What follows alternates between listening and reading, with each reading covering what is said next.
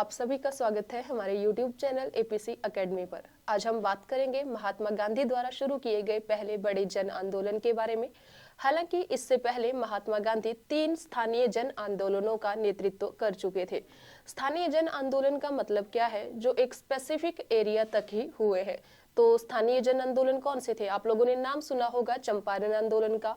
महात्मा गांधी के द्वारा भारत में शुरू किया गया पहला सत्याग्रह था।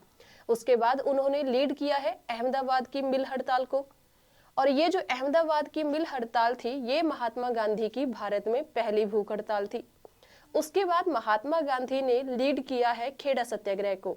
तो ये थे 3 स्थानीय आंदोलन जिनमें महात्मा गांधी को सफलता मिली, और इसी के बाद भारत की राजनीति में उनका नाम चमका था। और आज हम बात करेंगे उनके द्वारा शुरू किए गए पहले बड़े जन आंदोलन के बारे में, असहयोग आंदोलन के बारे में। जन आंदोलन का मतलब क्या है? जो एक बहुत बड़े स्तर पर शुरू किए जाएंगे। तो अब यहाँ पर असहयोग आंदोलन शुरू करने का रीजन क्या था? तो असहयोग आंदोलन से पहले खिलाफत आंदोलन चल रहा था, और उसी आंदोलन के दौरान ये डिसाइड किया गया कि हम अंग्रेजों के खिलाफ असहयोग करेंगे। तो यहाँ से क्वेश्चन बनता है कि असहयोग आंदोलन का आधार कौन सा आंदोलन बना था? तो आप लोगों ने ध्यान रखना है, असहयोग आंदोलन का आधार कौन सा आंदोलन बना? खिलाफत आंदोलन बना।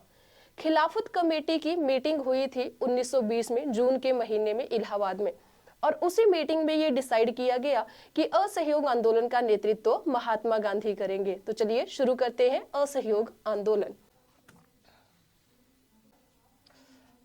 असहयोग आंदोलन शुरू हुआ है 1920 में, और ये 1922 तक चलता रहेगा।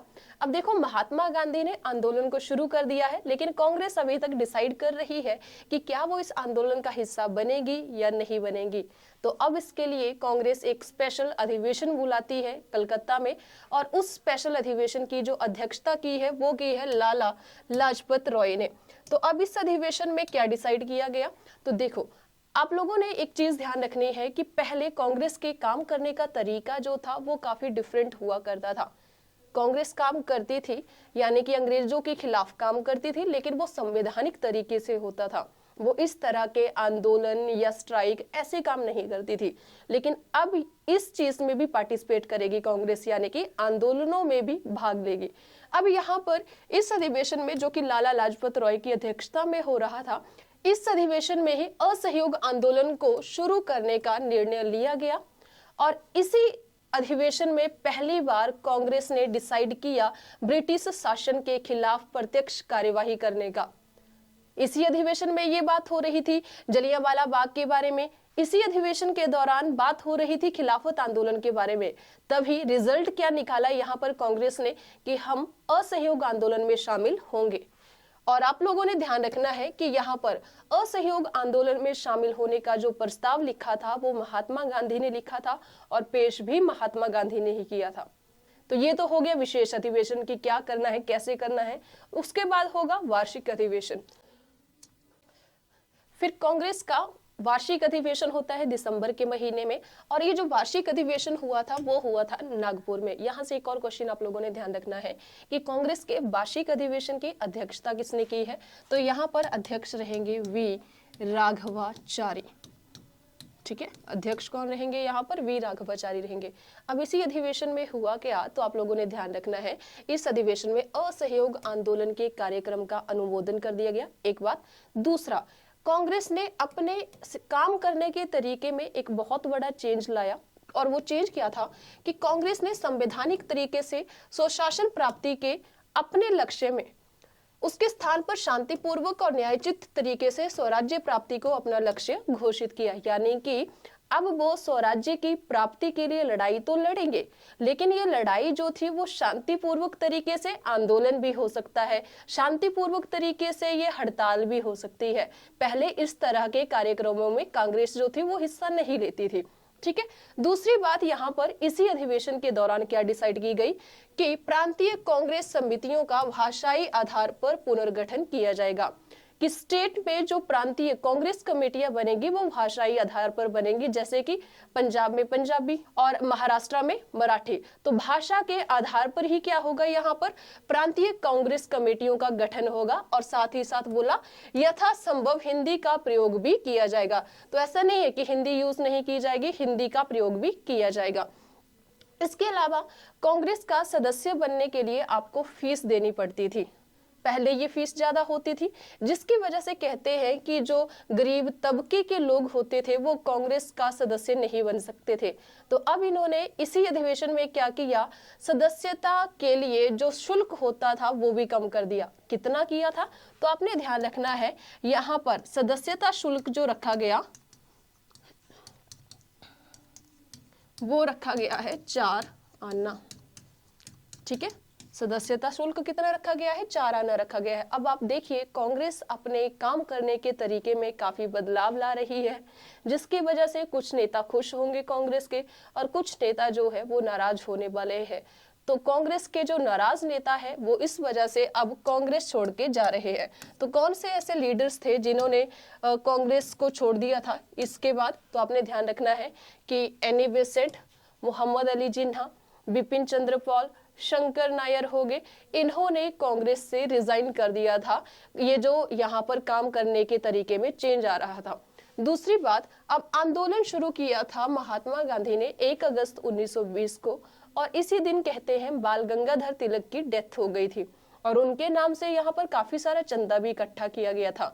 बाल गंगाधर तिलक की बात करें तो आप सभी जानते हैं कि उनको लोकमान्य के नाम से जानते हैं। भारत का बेताज बादशाह कहा जाता है बाल गंगाधर तिलक को। हालांकि बाल गंगाधर तिलक जो थे वो कभी कांग्रेस के अध्यक्ष नहीं बन पाए थे। देखो, जब यहाँ पर महात्मा गांधी ने आंदोलन को शुरू किया था तो महात्मा गांधी ने 2 बातों की क्लैरिटी दे दी। 2 बातें कौन सी थी? एक तो कहा महात्मा गांधी ने कि ये जो असहयोग आंदोलन होगा ना, ये पूरी तरह से अहिंसा पर आधारित आंदोलन होगा, किसी भी तरह की हिंसा इस आंदोलन में नहीं होगी। एक बात ये बोली। दूसरा, महात्मा गांधी ने कहा 1 वर्ष के भीतर स्वराज प्राप्ति। इसका मतलब क्या है? महात्मा गांधी ने कहा कि जो कार्यक्रम यहाँ पर हम फिक्स कर रहे हैं, अगर हम उनको प्रॉपर तरीके से एग्जीक्यूट करेंगे तो हम 1 साल के भीतर स्वराज प्राप्त कर लेंगे। तो हमारे जो नरम दल के, गरम दल के नेता थे और जो हमारे क्रांतिकारी विचारों के नेता भी थे, उन्होंने ये सोचा कि अगर हमें अहिंसात्मक तरीके से 1 साल के अंदर स्वराज मिल जाएगा तो उससे ज्यादा बेहतर हमारे लिए और क्या हो सकता है। तो नरम दल के नेताओं ने, गरम दल के नेताओं ने और जो क्रांतिकारी विचारों के नेता हुआ करते थे, सब ने महात्मा गांधी का यहाँ पर समर्थन किया और महात्मा गांधी को सपोर्ट किया था। तो यहाँ पर आंदोलन के कार्यक्रम फिक्स कर दिए गए थे कि किस तरह से हमें काम करना है। तो जो रचनात्मक कार्यक्रम थे वो किस तरह के थे, जैसे कि राष्ट्रीय स्कूल कॉलेजों की स्थापना करनी है, हाथ से कताई बुनाई को ज्यादा प्रोत्साहन देना है, फिर खादी का यूज ज्यादा करना है, चरखे की इम्पोर्टेंस इस आंदोलन के दौरान काफी ज्यादा बताई गई, हिंदू मुस्लिम एकता को बनाए रखना है। जब हमसे पूछते हैं कि असहयोग आंदोलन की विशेषता क्या रही है, तो हम बोलते हैं हिंदू मुस्लिम एकता। क्यों? क्योंकि इस आंदोलन के दौरान हिंदुओं और मुसलमानों ने एक बराबरी से यहाँ पर भागीदारी दिखाई है। तो हिंदू मुस्लिम एकता को बनाए रखना भी इस आंदोलन का एक टारगेट था, और छुआछूत का त्याग करना और अहिंसा के नियमों का पालन करना। तो ये सारे कार्यक्रम जो थे आंदोलन के दौरान फिक्स किए गए थे। नेक्स्ट हम बात करेंगे नकारात्मक कार्यक्रमों के बारे में, जैसे कि सरकारी उपाधियों और सम्मानों को वापस करना है, यानी कि अंग्रेजों के द्वारा जो जो टाइटल्स दिए गए हैं उनको वापस करना है। तो शुरुआत महात्मा गांधी ने खुद से कर दी है। यहाँ पे कैसे? तो महात्मा गांधी को अंग्रेजों ने टाइटल दी थी, जैसे कि केसर ए हिंद।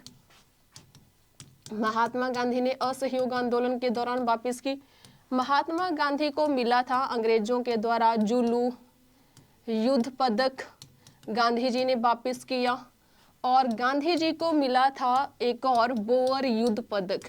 ये सारे जो थे वो महात्मा गांधी को अंग्रेजी सरकार के द्वारा दिए गए थे, जिन्हें कि महात्मा गांधी ने असहयोग आंदोलन के दौरान वापस किया है।